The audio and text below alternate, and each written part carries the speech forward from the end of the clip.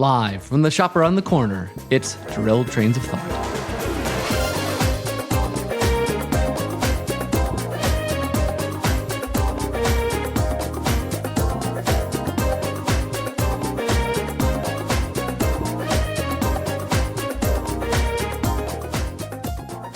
Well, hi Tim. This is pleasant. This is a nice little spot here. I love little cozy bookstores. It makes me feel at home. Oh, it should. But this place looks nice. Seems like they're going to be going out of business here pretty soon, though. That's what's that. Well, they still got a couple books signed, local authors. How about go? Yeah. We'll support the people. Yeah, support them. It seems like she's fighting some hard fight to really stay in business here. But although it does look like she managed to get a book signing here, that's kind of cool. That is cool. Let's go. You want to go check out? Yeah. Check that out. Let's See who's here. Hey, wait a minute. Do I know that guy? Yeah, I believe that's a guy who's been. We've had him on the podcast before. what's What's his his name? I believe my name, guys. I can't believe you forgot already. It's Nathan Listener Feedback Marchand. Oh, why, hello. So for those of you who are playing the Derailed Trains of Thought bingo game, you may now put a spot. I put a marker on the spot labeled Name Drop Nate. There we go. Yes, I am that guy. Well, hello. I'm glad maybe you can join us for this podcast. Hey, yeah, this is handy. It's been a little slow today. You know, the store's going out of business, and I think the cute blonde who's running it keeps talking about some dude she met on the internet. I don't know what's going on with that. Well, this is the 21st century. It's to be expected, I guess. Well, the weird thing is, I think they met 20 years ago or something. It's kind of weird. Whoa. Well, that's the podcasting. It's amazing how often lately the future doesn't seem quite as futuristic as we once thought. No, it doesn't. But what brings you guys here? Well, the podcast. I'm not sure. Yeah, I keep forgetting the podcast is like your TARDIS. Yeah. Except we have even less control over it than the doctor does. I think. It's like our sliding. I'm sliding. Yeah. You make me happy. But as long as you're here, we should join us for Story school.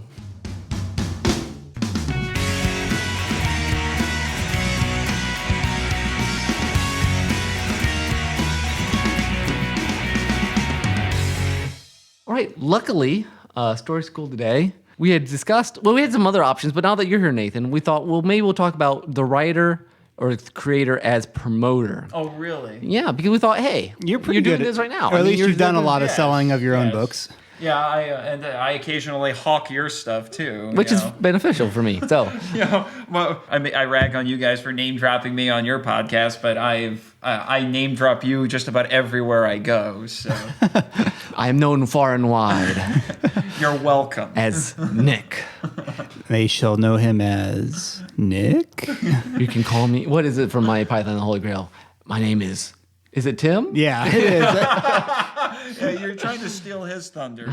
Well, I used to have people quote that to me all the time at school. Okay. I remember you on your old Zanga blog. That was your avatar on there for a while. It was Tim the Enchanter. I think that was that. No, I think that was someone else because I used Bizarro Randy. Yeah. No. That was the picture that you used, not your name. No, I still think it was the other because wasn't there another Tim that went to TUFW for a while? Sure. Yes. Well, I mean, there was a couple. I can't remember his last name now suddenly. But we're not here to talk about college buddies. All right. Forget that guy. So, okay. So here there is only one Tim. So here's the question. Okay, writing obviously takes a lot of time, or video, making videos and stuff. But nowadays, in this new what do they call this culture? This information culture, this self-promoting culture. Yeah, there's a fancy word they use for Seth Godin. Culture. Yeah, it's something like that. Value-driven culture. I wish. But nowadays, for many writers, unless you get a very big publisher, you do a lot of the footwork. Even if you get published with a small publisher, you still do a lot of the footwork. And the internet and stuff has opened up the possibility and stuff like that.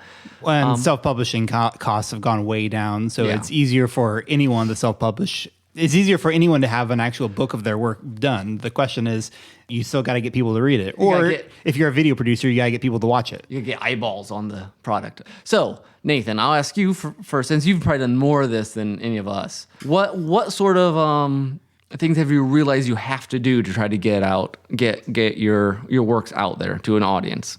Knowing the right people is definitely a big plus on that. And if you don't necessarily know anybody, go out of your way to make yourself known to those people. Make friends in the right places, so to speak. The first time I really got into this, I had done some, a few book signings here and there. Like first book signing I ever had was at your sister's shop, Summer Stories, which sort of still exists.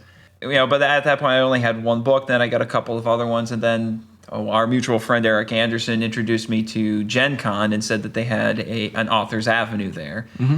But I didn't know anybody who was on the inside with Gen Con, so I had to contact them personally and get information and find out what hoops I needed to jump through, what forms and whatever that I needed to fill out in order to get on there. But the advantage that I've had since then is once I got into their system, whenever the vendors hall lots became available again, they would contact me and say, it's available if you want to purchase a table. So that way it freed me up, so I didn't have to make as much effort. So that's one thing that you can do, because a lot of times if you do that, then they will contact you back. You and I have been invited to various book signings. Yeah, to various book signings. We're going to be doing a couple of them in a few weeks here ourselves. Most notably, we'll be going to the Allen County Library's Author Fair again, and that came about because someone, I can't remember how I found out about that. I can't remember if someone suggested it to me or if I stumbled upon it. How did you get in on that? I can't remember if I introduced you to it, because once the both of us went there, we shared a table. And then it's been like and that then they since just then. keep asking us to come back. Yeah. So connection obviously is very important. Yes, very important. That's the phrase I was trying to think of, connection economy. Everyone, I used to read a little bit of Seth Godin and stuff like that. They always talk about making your tribe, and which I'm like, oh, I'll do this. And then for like 2 days later, I'm going to do a different project because that's me. But have you managed to? I know that you've started to get a couple people who follow you, who like read one thing and then want to read other things and stuff like that. Well, I guess, is that just basically doing the same thing over and over again until you get it, or has there been something that's really paid off? Well, I'm trying to figure out what you're talking about in terms of how I sell the books. And getting people to actually connect and read it and talk about it or want other things. One of the things that I have discovered that when it comes to how I sell books, it's interesting that we're talking about this, because one of my next videos on my YouTube show, which I say is the unofficial sister show. It's promote. It's going to be today, one. So It's going to be one where I'm going to talk about how to pitch your book, not to publishers but to potential readers. Yeah. Since I always do something related to Gen Con. I'm guessing you're also not talking about throwing books, like a baseball. That actually might help. It's like, you, read this! Pitch it at them. But no, one of the things as I was trying to say, that I've discovered as I'm good at is forming relationships with the passersby, especially at conventions. I watch to see, like what t-shirts they're wearing, what costumes they're wearing, or if they have something with them that I know, that tells me right there they might be interested in the books that I'm selling. For example, I think it was this year at Gen Con. Yeah, it was this year at Gen Con. There was a woman walking by, and she had a Godzilla plushie that she had customized. Looked like he was wearing a suit and a hat and stuff like that. And I pointed out that she had the plushie and wanted to see it, took a picture of it and all that. And then said, oh, and by the way, I have a giant monster book. And I don't know if I made a sale, but I at least got her to stop, look at my table, look at that book, and I got to talk about the book with her. The nice thing about that is that, because there are millions of books published every year. And I don't know if that's an exaggeration. Probably not. But people don't have that much. They're only going to read a handful of books a year. And just get past basically, I'm going to read what everyone else is reading. You have to make some sort of connection, inroad into, oh, wait, I already like this stuff, or I really like your other stuff, or yes, this is just like something else I read, and it seems like that's something you're doing and something. Well, too, and it seems useful that you're pointing out, you're admiring something that she was also doing. Mm-hmm. That's always very valuable. Yeah, and even if it isn't necessarily something that I know I can make directly relate to any of the books that I'm selling, sometimes all I have to do is just say, that's a great costume, or I know who you're cosplaying, or something like that. And that's enough to get them to come over and just strike up a conversation.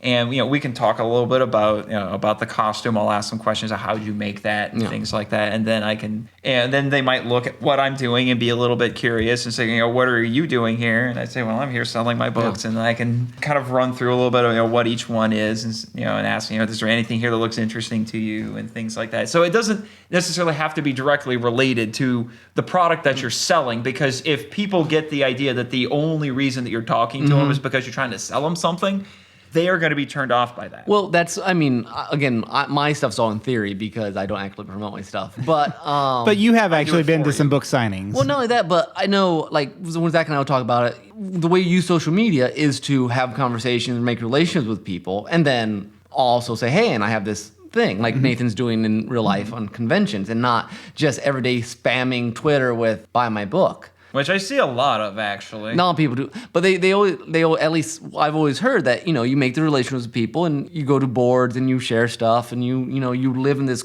world, and then everyone kind of gives. The problem is that I'm an internet hermit largely, so I never made the effort to be a very good promoter. Which is why we brought you here. Yes, I mean we've struggled with this for the podcast and for other things for quite a while, and so it's just something that it's hard to break out of your ruts once you're into it. Yeah. Now, I guess the question is, did you make do you think that's just something that happened naturally, basically made a decision, hey, I'm going to do these 10 things to promote? I mean, that's kind of how you started your vlog and stuff, right? Yeah, it was kind of like that. Most of what I do, because I have a lot of friends over at the Authors Avenue in Gen Con. There's several people who come every year, and I've networked with them and gotten to know them. And I will tell you right now, for every writer who goes to Gen Con, they all have a different style for how they sell their stuff. It really depends on your personality. I would never advocate someone to try to make themselves into something that they're not, just because they see, this is how so-and-so sells their book. I'm going to try to sell my book like that. But it's because it will be a chore for you to try to put yourself into that mold. You'll be like an actor trying to take on a role. Mm-hmm. And that's going to drain you emotionally and mentally, because you have to put yourself into this mode for 8-10 hours a day while you're in the vendor hall trying to sell your books. Yeah. So, like I said, it's going to depend on that, because I think authenticity can help you sell your books. So if people see that you're not putting on an act, that will definitely help. But like I said, I saw different guys who did different things. My friend Ed Russell, who writes a lot of horror and zombie books, he likes to bring props that are related to whatever he's selling. There was one year he brought, I can't remember if he made it himself or he had someone make it for him, but he brought in this thing that looked like a zombie head, and it had a hole on the top, and it was meant for people to stick their hand in, and it felt kind of soft and things like that on the inside. People could reach in and get candy. Wow. Nice. So the kids would come over and play with it. There was another year where he did a choose your own adventure sort of a book, and he commissioned someone to make this statuette of the main antagonist in that book that was probably about 2 feet high, and it would sit there on the table, had a cane and things like that. One year, he made an anthology of giant monster stories, which I contributed to. So he went to Walmart. This was in 2014 after the Gareth Edwards Godzilla was out, and he bought this giant Godzilla figurine that was probably about 2 feet long, and it was massive. Bought it. All it did was just stand there, and then he had cardboard buildings that he made himself, and he set up this kind of what's the word I'm looking for? There's a diorama. Yeah. This diorama with the figure right there and the buildings all around. I think the book was sitting there next to that. It's something that grabs people's attention. There's another guy there. I can't remember the author's name, but I remember the name of his books because sometimes I would hear it 100 times a day. There was one year my table was right next to him. So earworm was his way of yeah. Well, the book series, it was a graphic novel series. It's called Dire Destiny. And the only way I could describe this guy, because this was the first time when I heard this guy, I was like, how can I compete with this? Because this guy would get attention just for the pitch. There are people who would come just to hear the pitch. The only way I can describe him is that it's like if you took an auctioneer and a used car salesman and they had a baby. because that was exactly how he would pitch things. Nice. He talked fast like an auctioneer, but the way he would describe things and try to appeal to people and all that, it was like a used car salesman trying to convince you to buy what might be a piece of junk. Now, I'm not saying that his books are bad, certainly not, but that was that sort of vibe that you get from him. That's awesome. And so, I mean, it was wonderful that the guy could do that. And I talked to him about how he came up with the pitch and all that, and it really came out of necessity because he was just starting and he had a lot of people he had to compete with, so he came up with it as a way to distinguish himself. But it doesn't have to be that. Some people do it visually, some people do it auditorily. I've kicked around the idea of trying to come up with some sort of a creative pitch to try to use, but my plans never quite work out because a lot of times they involve getting other people and trying to recruit other people to do stuff with you. It doesn't always pan out. But I really like that idea, though, because as creators, we're naturally inspired to include parts of our personality in ourselves, express ourselves in our work. So, but then when we get into the salesman mode, we sort of like, for those of us who don't know much, we kind of tend to assume that it's like, oh, I have to follow, whatever these 10 steps Mr. Professional tells me to do. But I really like that idea of like, that's also an avenue of self-expression, of creativity. yeah, That's pretty cool. So at the moment, probably the wildest thing that I've done, even though I have ideas for other things that I would like to try, and I was given suggestions for things to do, like the novel that you guys had me on for the first time, way back in episode 3. A Pandora's Box. Someone suggested to me, they asked, is the actual Pandora's Box in? I said, no, it's more of a metaphor, sort of a thing. But she suggested actually having a box that was supposed to be Pandora's Box, and people could open it and go in and get stuff. You open it, and the music comes out. Yeah, or I don't know. Right. Like I mean, they suggested, that's a really good idea. That's a wonderful pun too. I like this. Or you could have, open up Pandora Radio. or like you could open it up and have one of those spring-loaded snakes kind of fly out. I don't know if I would go that far because that'd be a lot of work to reset it and all that sort of thing, all that sort of stuff. But what I pretty much do now is with my newest novel, which, if I remember correctly, I guess you guys want to talk to me about that afterwards? Well, we see you're having a book signing for it. We'll probably bring it in here in a bit. Yeah, probably do that. We'll save that for later. Yeah, but I have a pitch that I came up with that. It's a comedy novel, so the pitch that I give for that, I make sure to try to highlight what makes it funny. And like one of the things I mentioned is that a lot of the characters have puns for names. I have a ninja villain in it whose name is Master Hya, and I actually say it like that and then add in, because his name is a killing word. So it's a nice little nerd reference that people might get, and that be like, wow, because that will be interesting to them. You figured out how to use that in a different context. For those who don't know, it was a reference to Dune. Now, what's funny is I say that and I get no reaction, and then it just kind of kills the pitch at that point. I was like, you do get what that was a joke, right? It was? Have you not read Dune? Well, I haven't read Dune, so that's news to me. I thought it was a cool idea. Well, even if you've only seen the movie, you would get that. Some people it gets lost on, but then other people get it without me explaining it, and then they just think it's funny. Yeah. No, so here's a question then, because it sounds, at least for you personally, promoting person-to-person, face-to-face has worked pretty well. It's worked pretty. It has. How about internet promoting? Harder finding the challenge that you run into with trying to promote yourself on the internet is that the internet is at once the greatest advantage you could ever hope for and also the greatest disadvantage because there is a lot of noise on the internet. So you have to work hard to get yourself to rise above the noise. And there are ways to do that, but I have to be honest. Sometimes when I see people who've done it, seems like it comes about through one of two things primarily. Either they invest money in making it happen, or they just get lucky. And just something catches on. Like our favorite website, one of our favorite websites, homestarrunner.com. Those guys do pretty much, the Brothers Chaps, I think they pretty much do no advertising. Yeah. And they were getting super popular 15 years ago, back when nobody was quite using the internet like they are now to do promotion. And it just seemed like it just happened for them. You know what I think it is? It's probably the same sort of thing that you said you use in face-to-face is that, like in Homestar's example, they use a very distinct self-expression, and the problem is doing that on the internet. Well, sometimes we think maybe we fall in the same ruts of like, I'm going to try to be like this top 10 list of how you're supposed to spread your name on the internet. And maybe it's not Nathan enough or Nick enough or whatever. Yeah. Or maybe, Yeah. it's Nick enough, but no one cares. Yeah, well, I mean, and the thing is that I do pay attention to how things were doing that. You guys know me for years. I was opposed to getting Twitter. Yeah. Even though it was one of those things, I would go to I would go to the Writer Symposium at Gen Con, or hear all these other writers talk about how Twitter is this wonderful thing for writers to do. But it wasn't until this year that I finally broke down and said, you know what, I'm going to give this Twitter thing a try because everyone keeps talking about it.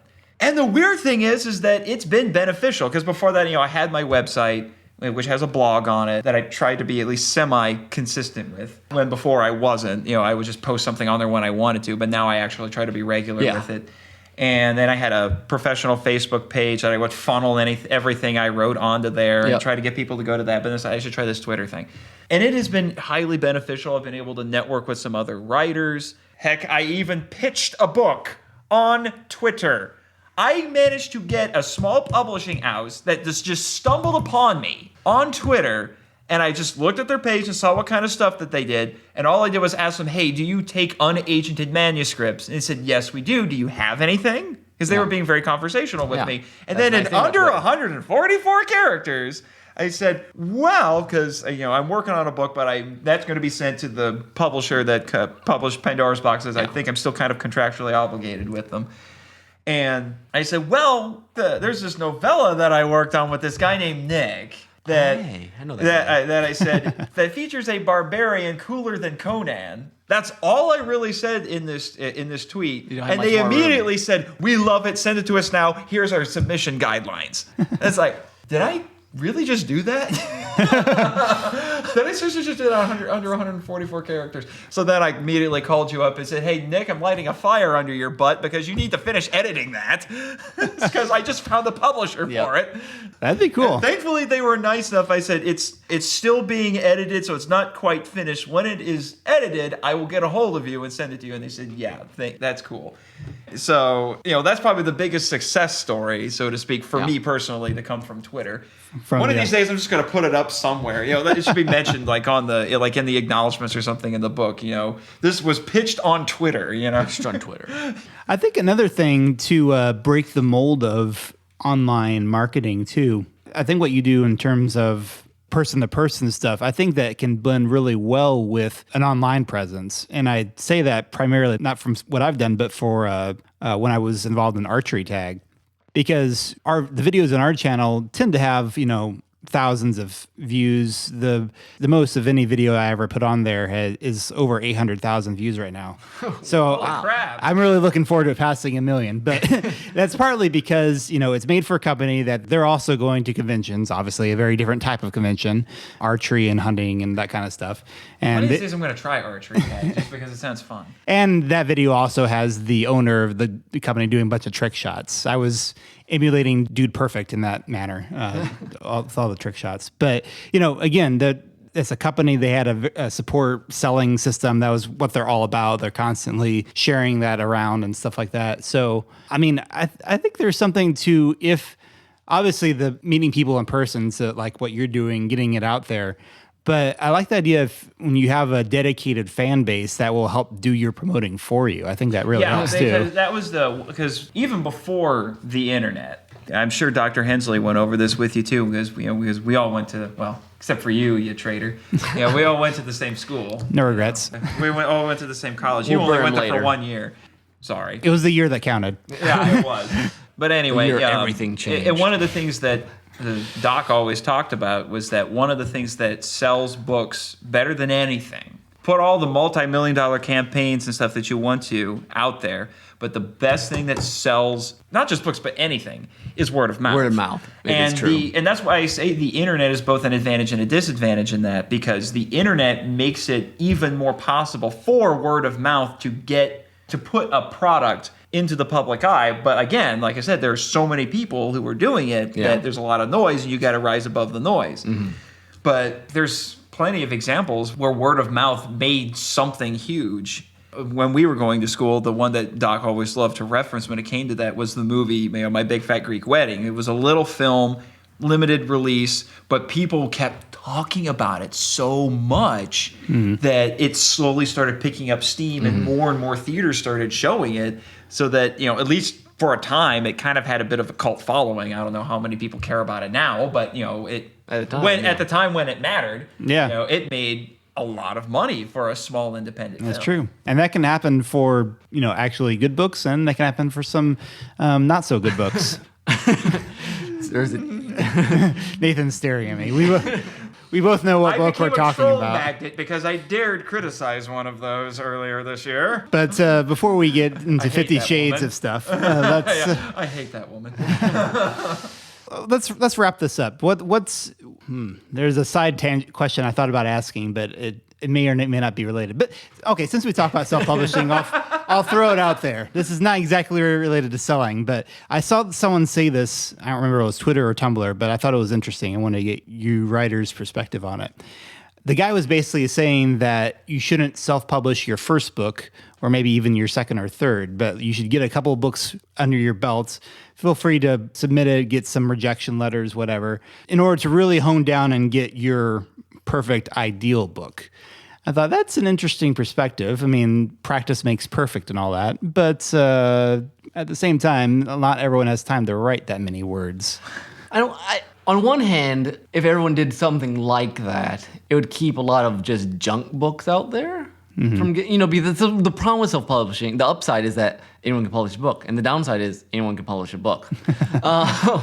But then again, you're right. Not everyone has 10 books in them. Some people have just one book. Some people are not looking to reach 10 million people. They're looking to reach their community. I helped a guy publish a book who it's just for farmers. It's just history of.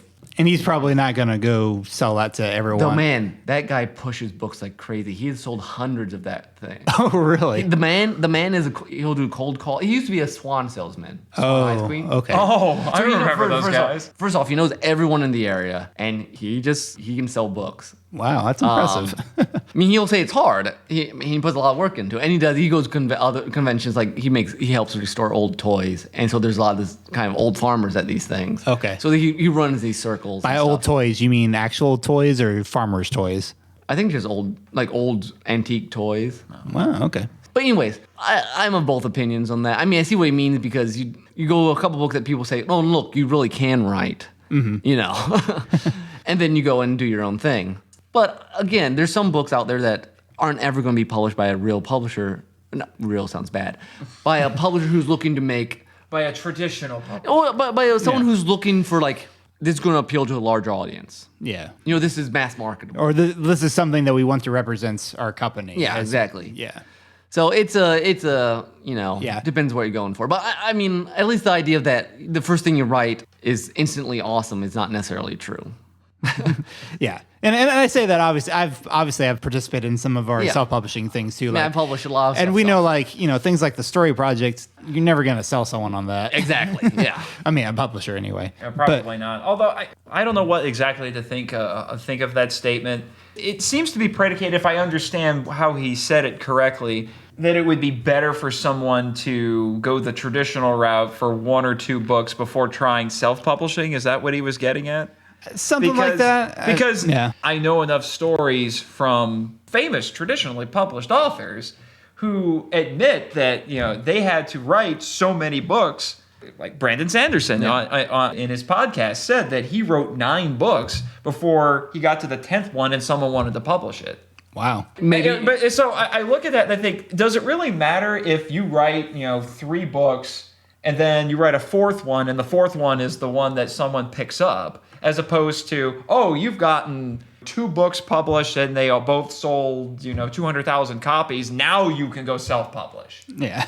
I don't see what the difference is because it can go either way. Well, it doesn't matter which route you go. I think it was more in the idea of not that you have to earn your dues, but maybe earn your dues in the sense of making sure you're actually putting out good material and not. But I think it's also that perspective is also assuming that you haven't already gone through someone like Dr. Hensley's program where you've. Oh that was writing boot camp is what it was. Because Sanderson wrote 9 books, he didn't self-publish them because they weren't worth publishing at that point. I think he's revised some of them since and made them good. So I think this is again off topic, but it depends. You need some honest critiques to say, is this worth doing something with? Yeah, pursuing as a project. Yeah. And I guess to close this out, I really like your story about the farmer guy because obviously you work in speculative fiction, but these general guidelines, I think, have broad applications. You could be a farmer, you could be a video producer,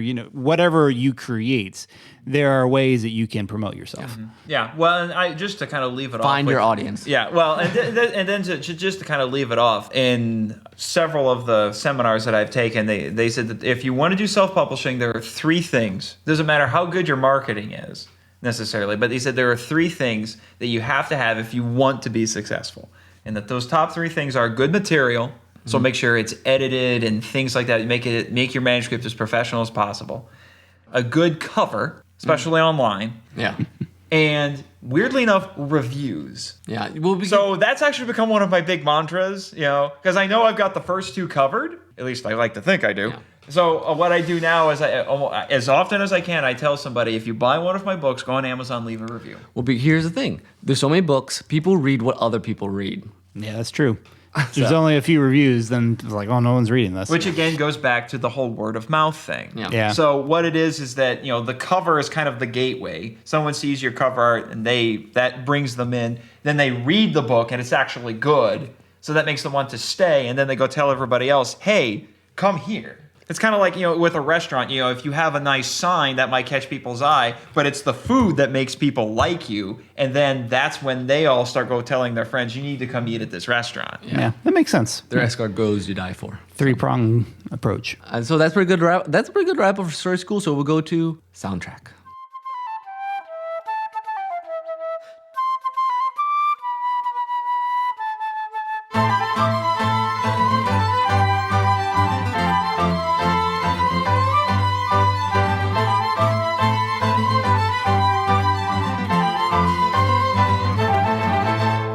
So for selling, I thought I'd try to find some sort of store theme.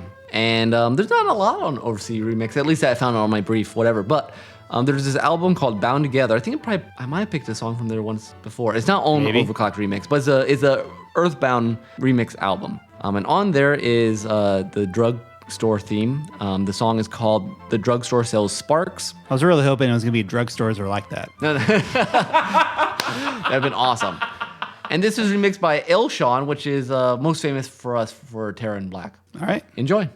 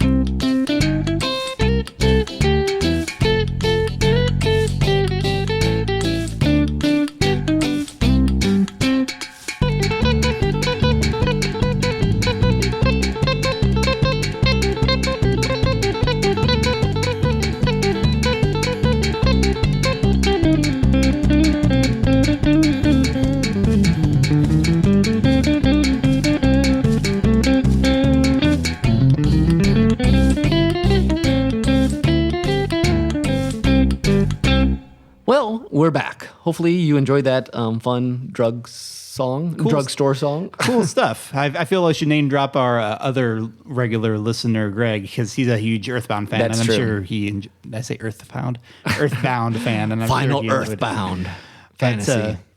meanwhile, Nathan, I guess he had to head over to the podium over there. Yeah, I guess he's doing a reading from his book. So I guess let's take the microphone, the podcast over there real quick. Can you do that? Yeah, sure. That sounds good.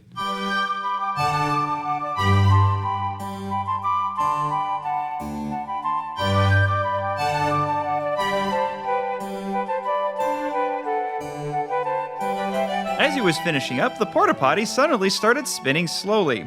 George braced himself against the walls to keep his balance. "This isn't funny, Ned and Gary," he shouted. It kept spinning. "Did Larry the Loon put you up to this?" No answer. The porta potty continued spinning. "Knock it off!" Completing a few full rotations, the porta potty stopped. George huffed, pulled up his zipper, and threw open the door. The peasants standing around him gasped, eyes wide, and suddenly stepped back. George rolled his eyes and sighed. "Did Ned and Gary put you up to this? What'd they tell you to do? Pretend I was an ogre?"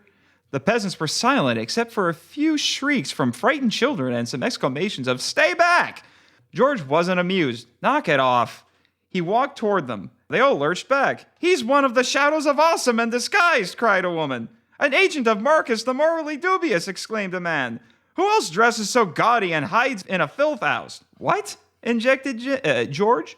He reached into his pocket, produced the Renaissance Fair's glossy program, and perused it. He rattled off dopey-sounding character names like Princess Nippy Hotpants and the Merlinator, and the equally dopey-sounding names of the Eastern European actors who played them, like Alfonso Jones and Bruno Schmidthammer. The peasants gasped again.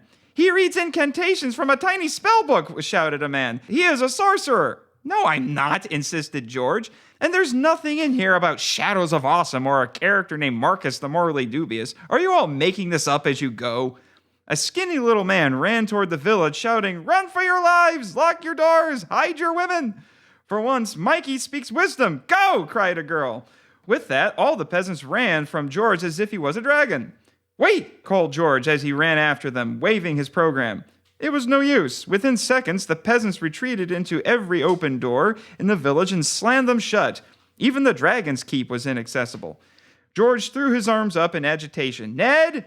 Gary! I swear I'm going to kill you! Do you hear me?" Unbeknownst to George, someone in the shadows did hear him. And it wasn't Ned or Gary. Frustrated that he was getting no answers, George shouted, "This ends now! I'm tired of your games!" Someone in the shadows unsheathed a kunai and perched himself on the edge of the roof of the Dragon's Keep, poised to strike. "This isn't helping me get over my destiny," George paused as the despair of losing his girlfriend momentarily overtook him. "My beautiful, beautiful destiny." Someone dove at George, bellowing a battle cry that sounded like a squealing pig on Ilium. George snapped out of his sadness, looked up, and stepped aside. Someone hit the ground, tucked and rolled, and came to a stop in a martial arts pose. He was dressed head to toe in black except for a small gap in his mask that exposed his fierce, narrow eyes. A metal plate bearing a striking fist adorned his forehead. A kodachi sword hilt protruded from each of his shoulders. Two sword sheaths formed an X on his back. He wore a leather sash bearing various small, pointy objects. George huffed. "A ninja?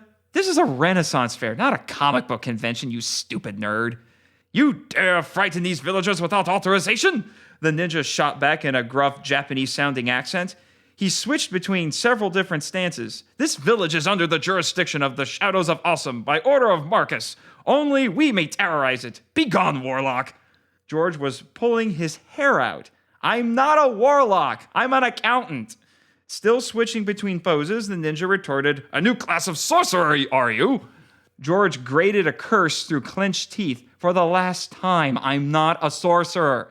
There is no other way you could dodge my attacks. I am Master Hya!" He punched the air with ferocity. "Leader of the Shadows of Awesome. You can call me your doom!" He suddenly leaped 10 feet in the air and threw shurikens at George. George jumped backward, avoiding the deadly darts. He glared at Master Hya, unimpressed. "Nice trick, but I learned to dodge punks like you while avoiding bullies in high school." "Ludicrous!" exclaimed Master Hya as he landed. "You dodged my attacks with ease." "That's because," said George, stepping forward, You're just some idiot in a Something sharp pierced the bottom of George's right foot. He flinched and stumbled, then lifted his foot to see a shuriken had punctured the sole of his tennis shoe. His eyes widened in a terrifying revelation. Hey, those shoes are new. How dare he... That's a really sharp toy. Not a toy. George? His gaze suddenly rose to Master Hya, who was posing menacingly, and then looked back the way he had come and saw not a porta potty, but an outhouse. He turned back to the ninja. George's mouth opened, but his throat was a clogged drain. So his coughs became drain cleaner and flushed his words from his lips. You're really a ninja. Brilliant deduction, accountant. He gestured at George and shouted, Ninjas, attack! A cacophony of battle cries accompanied the sudden barrage of sharp objects that George lunged to dodge. More ninjas appeared out of nowhere. George's heart jumped into his throat. Oh, snap. Oh, nice job, Nate. Hey, guys. Hi. So this is from the book Ninjas and Talking Trees by Nathan Marchand. And My thought, newest novel. yeah, your newest novel. And we thought since the podcast stopped us here, we might as well talk about it for a bit. Yeah, we haven't done an author interview in quite a while. And so what led you? I believe there's a story behind the title of this book.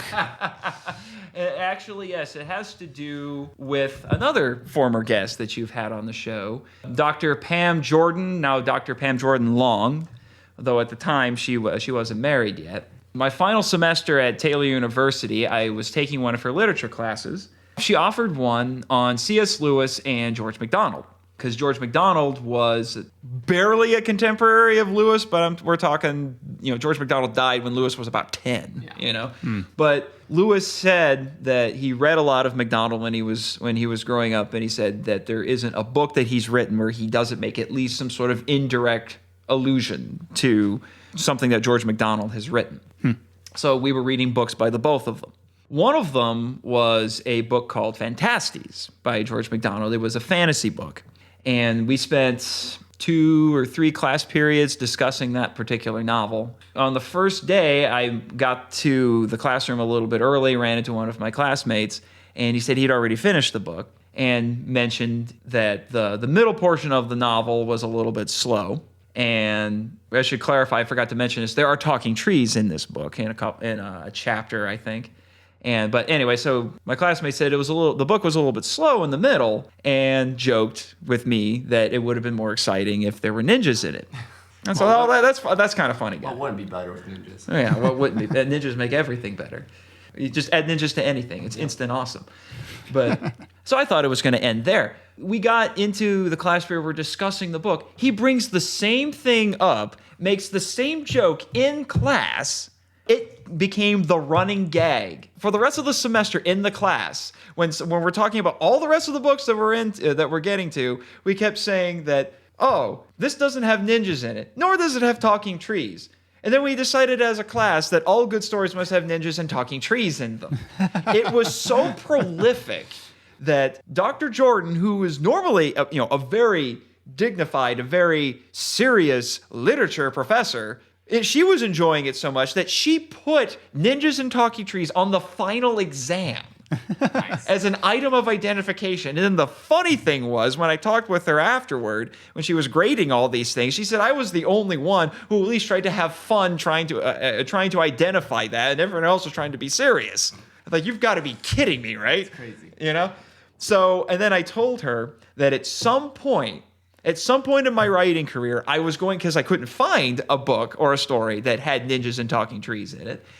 I would find one stories with one or the other, but never both. I said, I'm going to write a book that has ninjas and talking trees in it, and I'm going to dedicate it to you, which is exactly what this is.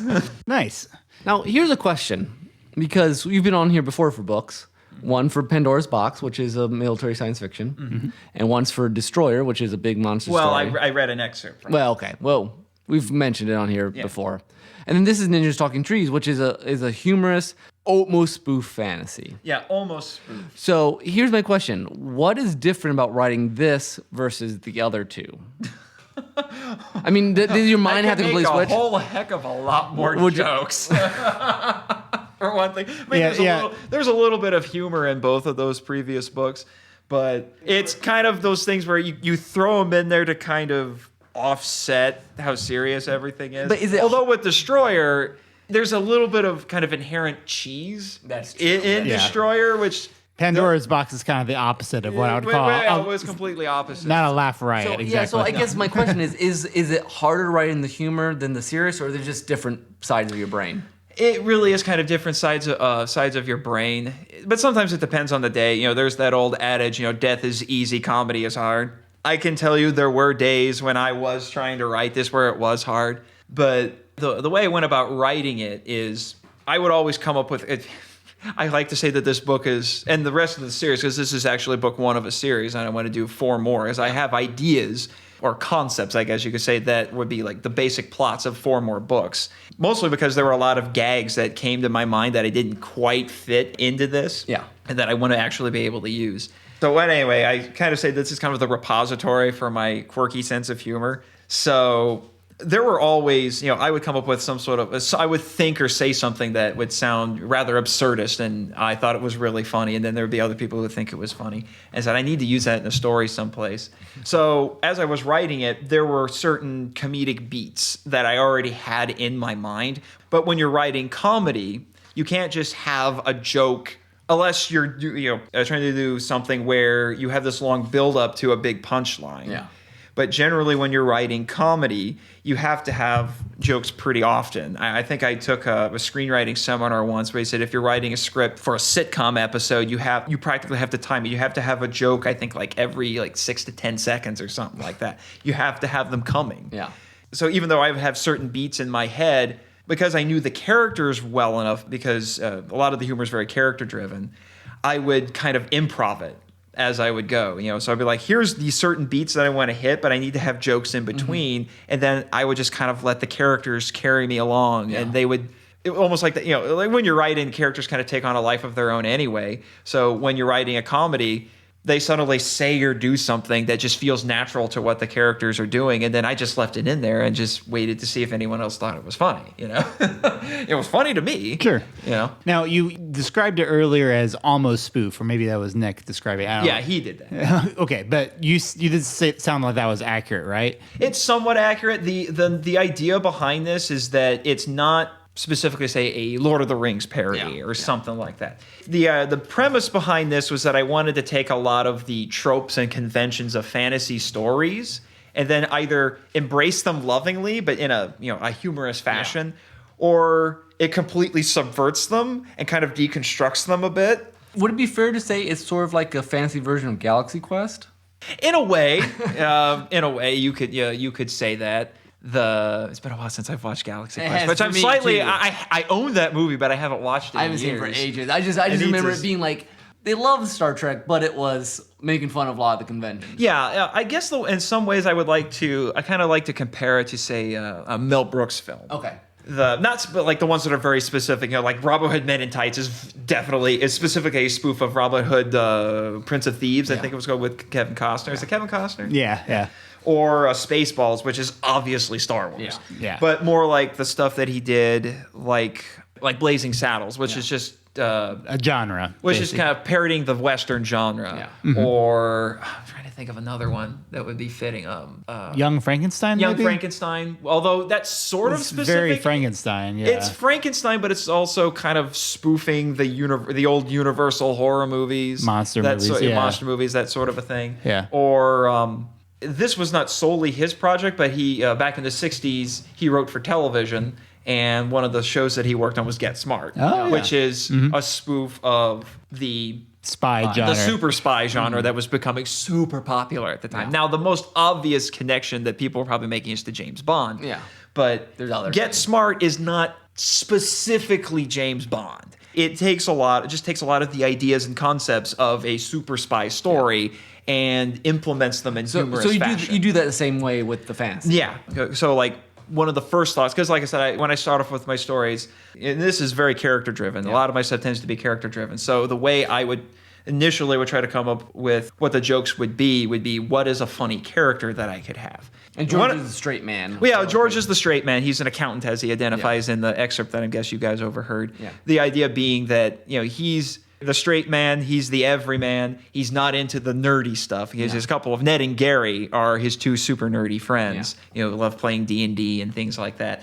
So my initial idea for him is that I wanted to be a guy who's totally not into it. So if he gets transported to a quirky fantasy world, not only is he overwhelmed by the fact that he's in a weird place, it's a weird place that operates on the sort of rules that the stuff that his buddies are into, and he doesn't understand that, so he's doubly confused. Yeah.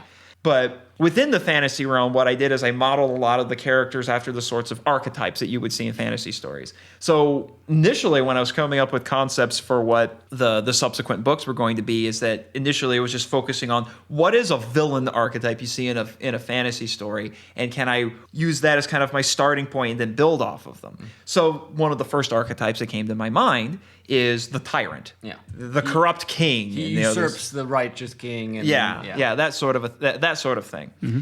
So Marcus the Morally Dubious, who's mentioned in the excerpt that I read, he is the said king. So I was thinking, well, how could I make the tyrant funny? That, you know, isn't something you haven't seen before. So another college inspiration that I drew upon was the Evil Overlord list, which we talked about actually on one of the first Writers Club meetings that I went to, which is essentially this guy who's listing off a lot of the dumb mistakes that villains make in books and movies, and how the sorts of things that always lead to their downfall, and why wouldn't they be smart enough to avoid these sorts of things. So it was phrased usually in a, if I was an evil overlord, I would not do this, and you inject something.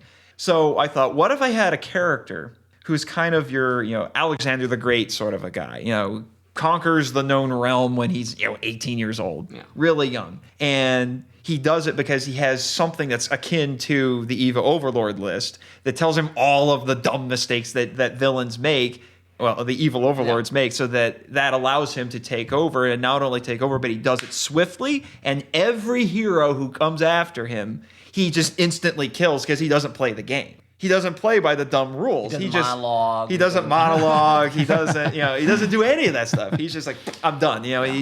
So that's what he does. Well, the problem is that when George shows up, he's been in charge for about 10 years.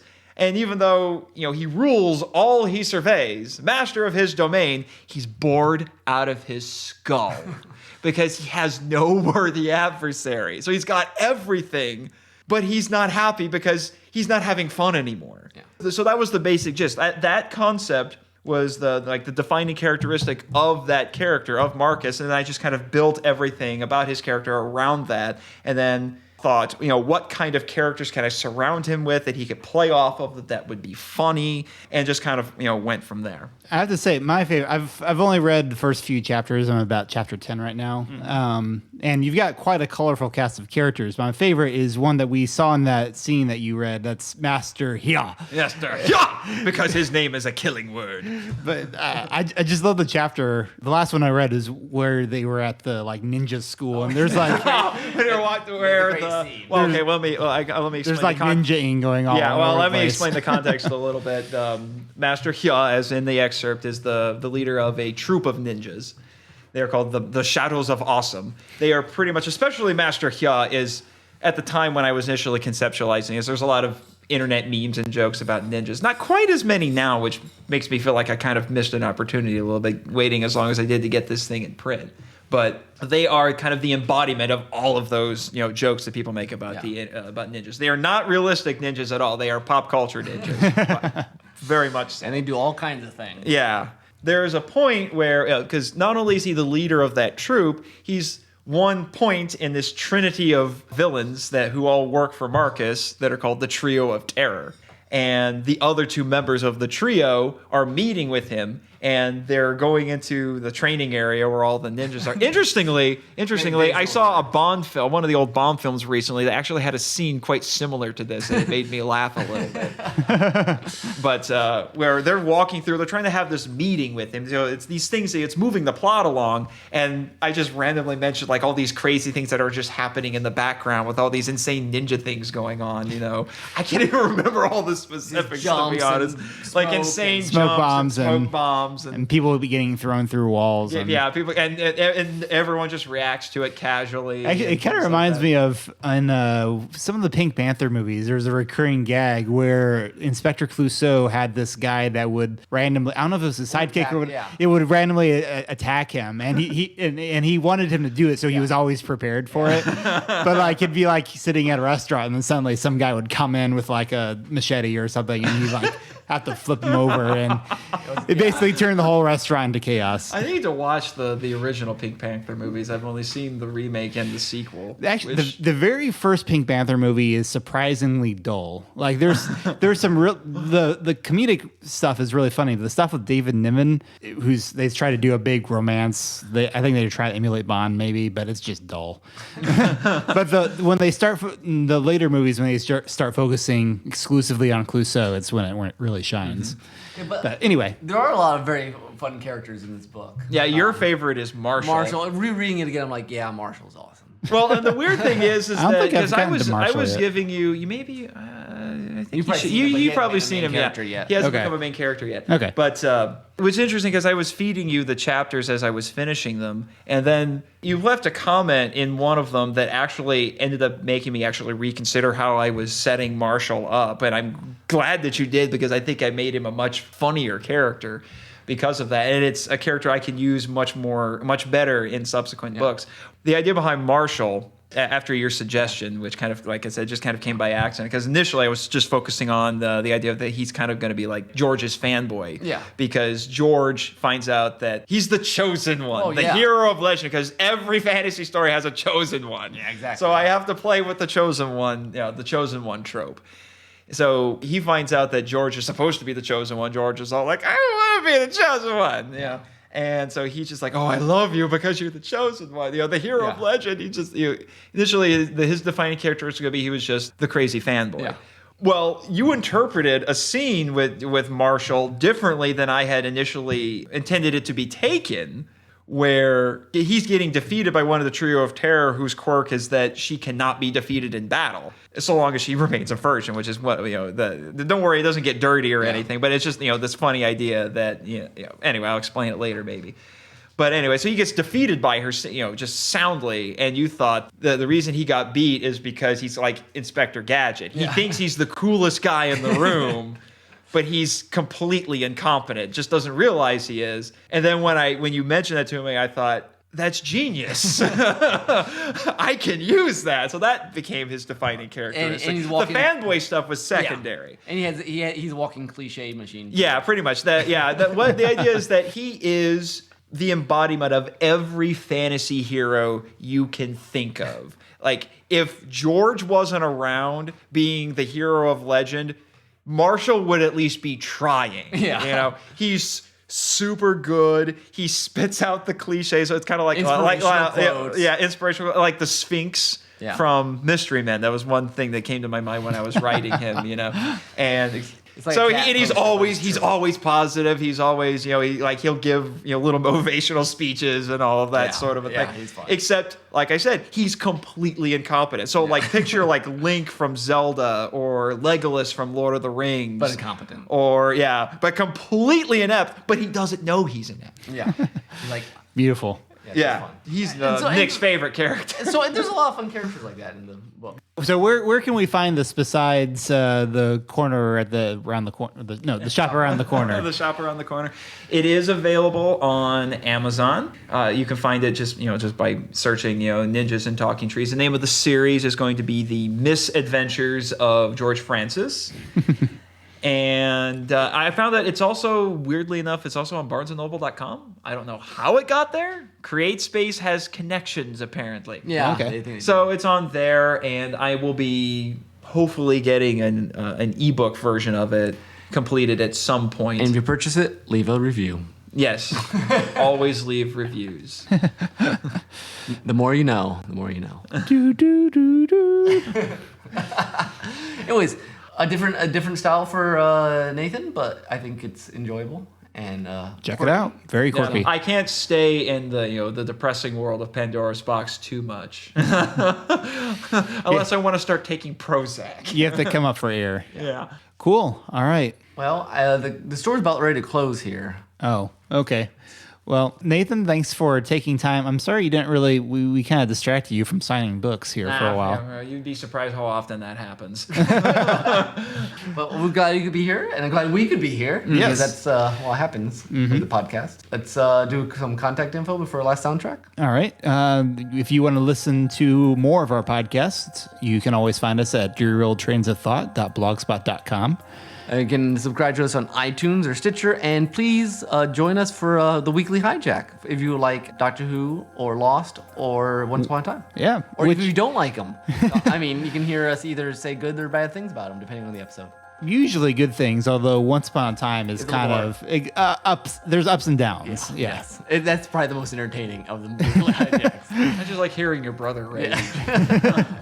But they've been doing so well this season. They haven't had as much rage from Zach. Yes, that's true. But so Nathan, since we're here, how about you give us our final soundtrack? Well, before I do that, just because I hear everyone in their podcast do this, just like you should leave reviews for my books, you should leave these two gentlemen's podcasts 5-star reviews on iTunes. That's true. I just wanted to throw that out there. That is a good point. Anyway, once again, I will be bringing on a guest soundtrack, which I thank you guys for letting me do that. As I mentioned, ever since that class, I did endeavor to see if I could actually find a story that featured ninjas and talking trees in it.